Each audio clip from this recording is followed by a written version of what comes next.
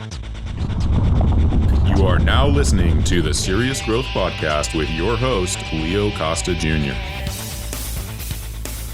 Hey, I came up with an idea. You know, my goal, my stated goal, I keep going back to my stated goal for 40 years now. You know, I've been in business longer than you're alive. I mean, you don't look like it because you're a little bit older than you look. 40 years. That's a long time. And, you know, from the day that I started 40 years ago, my stated goal. And by the way, do you know that the saying stated goal is redundant? I'm talking to you, Kara. You know that? Stated goal. It's saying the same thing again. Stated and goal. Mm-hmm. It means the same. Mm-hmm. You know why? Why? Because it needs to be. You know why? Why? Because it's coming from you. Because most people fail. They quit. So it has to be emphasized. That's all I'm saying. Well, I got an idea because, you know, I've always wanted to be that guy. Once I got used to all the hate mail, I wanted to be that guy that talks straight to people for the altruistic, not to be altruistic, but for the purpose of ultimately setting them straight to help them get in the best shape of their life, whatever that meant. Adding muscle, losing weight. That's kind of been who I am. That's kind of been my life. Like all encompassing. And so I saw something on TV the other day, and I got this idea. I think you'll like it. You know, the people that go to Alcoholics Anonymous, or I see a lot of these programs that people go to, these 12-step programs that people go to recover from whatever is ailing them. And I came up with an idea. I'm starting a rehab. I'm starting a fat rehab. And I'm starting I'm starting a rehab for people. I want to help them. Fat has nothing to do with like fat on your body in this case. I mentioned it last time I was on this Serious Growth. It's called Fuck Around Training. And so I want to start rehab for those people, for the fuck around trainers, the guys that are doing that fucking around. And also the ones that are doing mammy-pammy workouts. I want to help them. So I thought I would create a rehab for them. A 6-step rehab. What do you think? I'm tired of being so upset. All I keep talking about is the problem. I'm really mad or frustrated. You know? Don't you think that's a good idea? Don't you think that's a good idea? No. Fat rehab. And mammy-pammy workouts rehab. Huh? What do you think? I think that we should say something. If we see something, we should say something out there. Joe Breen came up with a good idea the other day. I thought we should start like a new culture of workout places. Zero tolerance training. And we should have like gym bouncers. I think it's a good idea, don't you, Kara? You don't look like you think it's a good idea. You're not really buying into this, are you? No, it's a good idea. Gym bouncers. Can you imagine? If you're not working out properly, you get thrown out. We should probably just warn them first. 1 or 2 warnings. And then if you get kicked out, I don't know. Something to think about. Maybe I wouldn't be so upset all the time. Look how upset I was this morning when I came in. All right, let's take a quick break so I can tell you about our product. Do you want a bone-crushing grip? Good, because you're gonna get one with the amazing new TRS gripper. It's a progressive grip builder with longer handles and a special ergonomic design that's like a dozen hand grippers in one. Start off easy and work your way up to quickly build your grip strength from wet noodle to pulverizing. The package includes a video from the world-famous strength coach, Dr. Russ Horine, the man who worked with Leo Costa to help bring you big beyond belief in the Bulgarian power burst. Dr. Horine shows you a simple and easy to follow workout plan that takes just minutes a day right from in front of your TV set if you want. So click on the link below and let's get started building you a stronger, firmer, bone-crushing grip.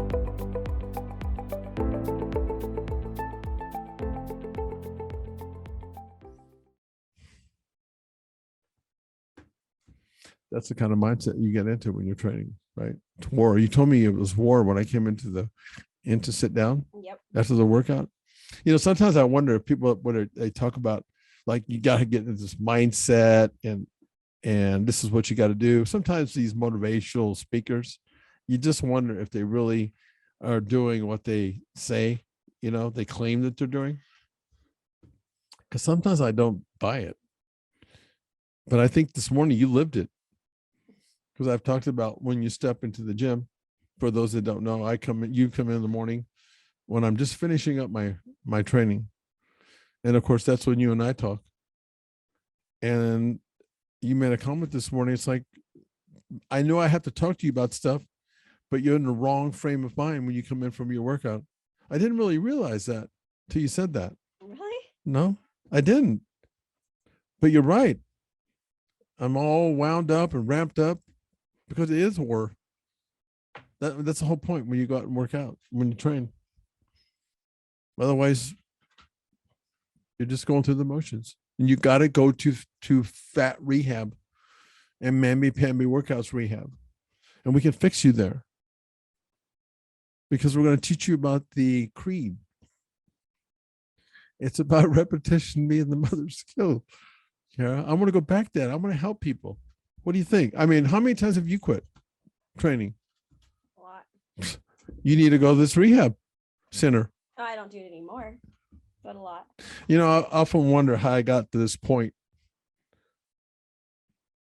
Sort of where my life is, you know, because it just doesn't happen. I talk about serious growth creed, and I'm pretty hard nosed about that, I think, but it just didn't happen, you know? So sometimes I reflect a lot now. Maybe it's because, what are you doing that to your neck? Am I stressing you out?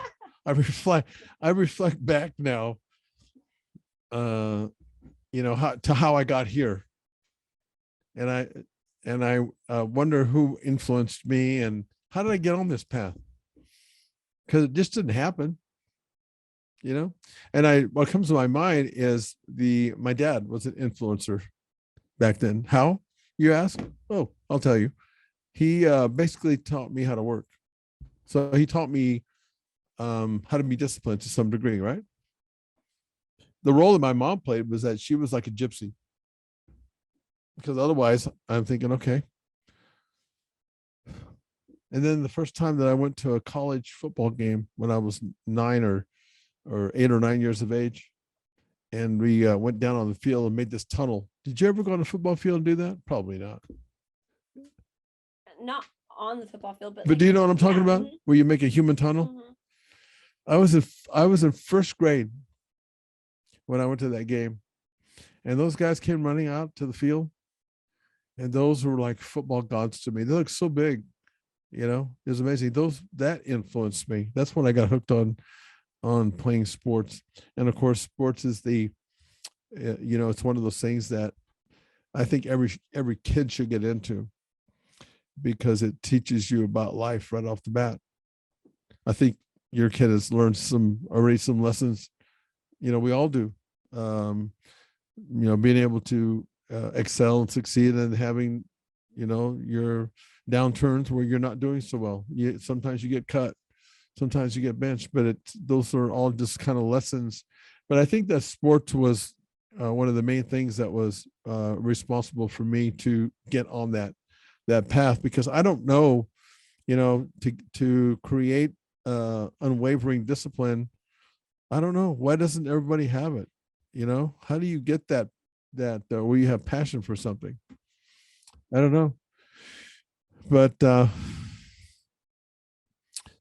yeah, sports has been a big deal for me. I never worked out at all till I was in actually out of high school. Lifted weights a little bit, but never really got into that. And I think the first time that I really had an experience that was when I was going to get married, and I started doing some weightlifting and blah blah blah. It definitely isn't for everybody. Anyway, I think the rehab thing is a really good idea. Okay, I want you to be the first person in that. I think I can help you. I can help you overcome all of your obstacles that I you do have. not train fat. You don't? No. You don't think so? Oh, ask any of the clients that are around. Okay.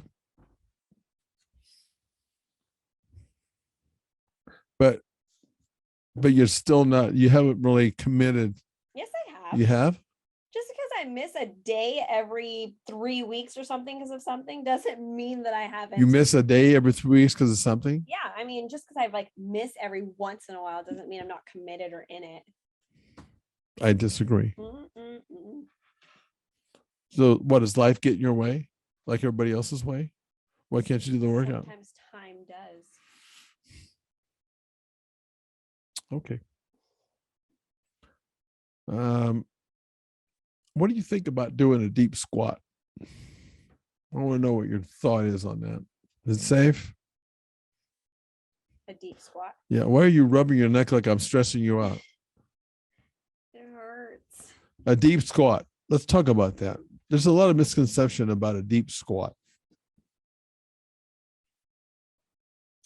I think they're fine. Why? I think they're good. Do you think they're good? Yeah. Do you think? Flexibility, mobility. Well, You should definitely practice them. You should want to be able to go that deep. yeah, but is it safe? Yeah. Why wouldn't it be? Well, Your body's supposed to move that way. I'm just asking you the I question. think people can make it. How come people just do a squat halfway down? Well, because the weight's too heavy. That's one reason, but do you know why people don't go all the way down deep? Because they think it's dangerous. I did not know that Mm-hmm. because I pretty much control what my clients do. But going down deep is actually safer than going down halfway. You would think that going down halfway would be less dangerous, wouldn't you? I don't know why somebody would think that. I'll tell you why. Because they don't know about the Golgi tendon. The one that naturally bounces you back up. Yes. Yeah, I listen to you. It's like the it's like Shocked. a shock absorber. Yeah, you're shocked that I have listened to you in the 8 years. But a lot of people don't know that. That's because they don't have you. Well, they don't realize that that's actually the safest way to squat is to go nice and deep like that. Yeah, because when you go halfway down, you're like stopping yourself. And when you change the direction, So it's like a knife quick. going into your knee. Mhm. A lot of people don't know that. They screw that part of it up. Good job. When you work out, do you warm up? No, Why not? because you've taught me better than that. That's it. You're just following in blind Because faith. You taught me that my body adapts to what I teach it. And so I have taught it to be ready when I want to go. A lot. I did a talking about blind faith. I did this post the other day about this athlete. They were talking about something else, but it was about blind faith. I think it's important that at times that you have blind faith. I mean, I think I did when I was bodybuilding. But sometimes blind faith it can give you a negative consequence because you don't get to that point where you're questioning. You're just doing it. And I just think that so for whoever is listening to this, I think it's important that, guys like me who have been around a long time, we know stuff.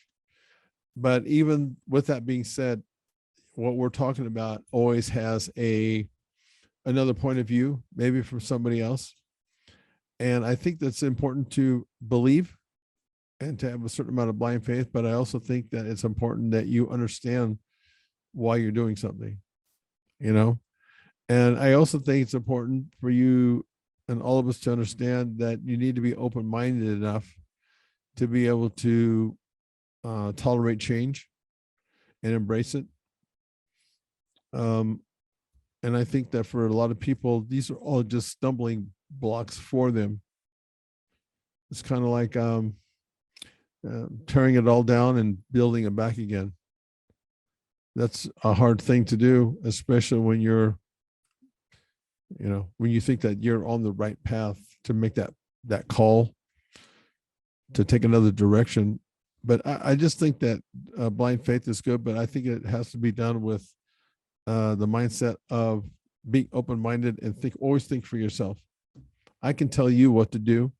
You can tell your clients what to do, but if they're not feeling the exercise, if they're not feeling what they're doing, then that's a problem. I know that we work with people online.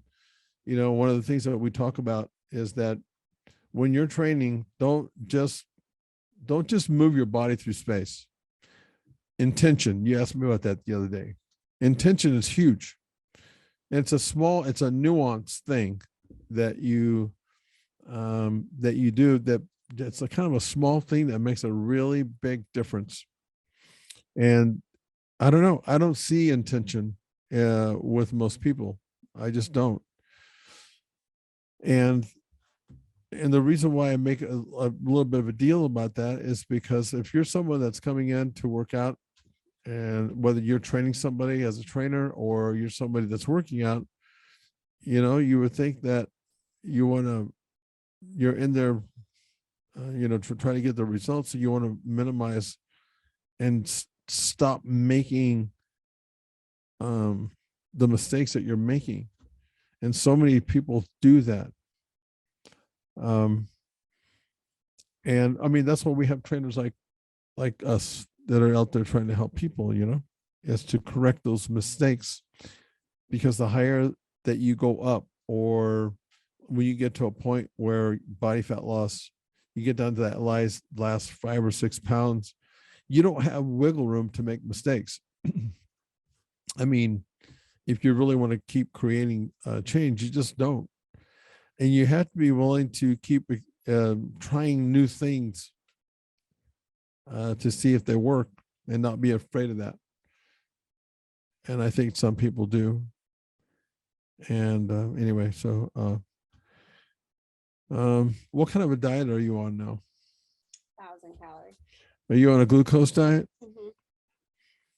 And what do you notice as far as the difference between a glucose diet and the way that your body responds and a high fat diet? I'm tighter with the high fat diet. What do you think that is? I mean, this is stuff that people should know about. Why is that? Because it is acting as a natural diuretic and pushing water out of my body. Yep. And that's exactly the same kind of results that I've had with a high fat diet. Something that people don't know about a high fat diet is one of the benefits is like what you're talking about, but another benefit is a health benefit. And there's a lot of controversy about this and about which is the best way to train and eat and all that kind of stuff. And I got to tell you, if you're not that person, again, that's willing to go out like what you've done, what I've done is try that diet and really experience it to get those kinds of results that you're talking about, then you really don't know. And I just wonder how many people are, when they're making a comment, if they've actually done that process. I think that might be one of the questions that you should ask. If somebody has an opinion on something, it's like, okay, so have you done it yourself? And for how long? You mentioned somebody that's in a different industry that's an expert at 6 months. No, you're not. You're not. No one's an expert in anything in 6 months. And that's okay. That's part of that process, But I think that's part of the creed is questioning everything, Even if somebody is a so-called expert, question everything about that and try it yourself. But yeah, you're exactly right. Being on a high-fat diet, low carbohydrate diet, 30 grams or less, it does act as a diuretic. And then the thing that there's people out there that are doing these kinds of diets. They say, well, you lose all this weight, and that's true. I'm a proponent of the high-fat diet, but I'm just saying that a lot of times what people won't tell you that are in the industry, in the keto or high fat diet. When you lose all that weight, you got to really make sure that person knows that the initial weight, a lot of that is water weight. That doesn't mean that that you're not getting a certain amount of body fat loss, but people, they look for a shiny object and they look for an immediate response. So in some ways, the high fat diet does that for a lot of people. It's like, ooh, I lost, in the first week, 8 pounds. Hold on to your horses there. Okay. I'm not saying that's not a positive thing, but it's not really all fat loss. The other thing that the high fat diet is it's actually quite healthy, believe it or not. There's still some misconception about the, fat being the culprit and it causes problems, but it really doesn't. I mean, I've worked with lots of clients over the years that have had cholesterol problems, and I put them on a high fat diet, and amazingly, their points usually drop 50 to 75 points in a pretty short amount of time. So that's kind of a misconception about that. Otherwise, body becomes dysfunction. Warming up is a waste of time, and the deep squat is a very, very safe way to do your squat. Otherwise, I don't have much to talk about today. Kind of calm. Any questions that you might have, Kara, that maybe our clients or some of the people that are silverbackers out there, anybody has? Nope, nobody said anything yet. Oh my God, it's been quiet. Sadie, do you have any questions? I think Sadie has a question. Anyway, all right. Well, that's all I got for Serious Growth today. For those of you who some of your questions in, so we can help you out, please do so. Until next time, go get some serious growth. Thanks for listening to the Serious Growth Podcast. For more episodes like the one you just listened to, subscribe to us on your mobile podcast app and leave us a review. If you'd like to reach out, you can find us online at seriousgrowth.com. Until next time, train smart and train hard.